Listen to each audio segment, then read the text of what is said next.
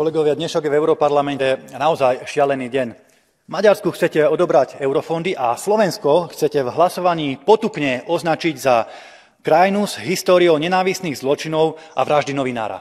A to len preto, že sa vám nepáčia demokraticky zvolené vlády v našich štátoch. Vy jednoducho k nám na Slovensku, Maďarsku, Poľsku pristupujete stále ako k občanom druhej kategórie. Stále nás chcete o niečom poučovať, niečo nám vnúcovať a keď začnú mať občania toho plné zuby, tak sa začnete vyhrážať odobratím eurofondov alebo zrušením hlasovacích práv Európskej únii.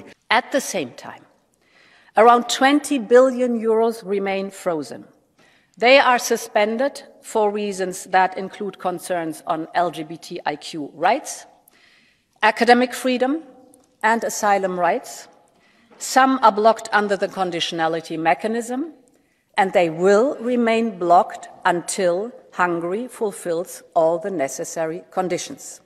Ale aj naši občania platia dane, z ktorých je financovaná aj táto Európska únia a aj s prepáčením vaše zadky. Aj naši občania majú právo na vlastný názor a na vlastný život. Preto vás varujem, prestaňte sa už vyhrážať neustále v Strednej Európe, my sa vašich vyhrážok nezlakneme. A ak chcete vyšetrovať transparentnosť a korupciu, tak začnite tu v Európskej komisii u predsedničky Leyenovej a jej miliardových kšeftoch s Pfizerom.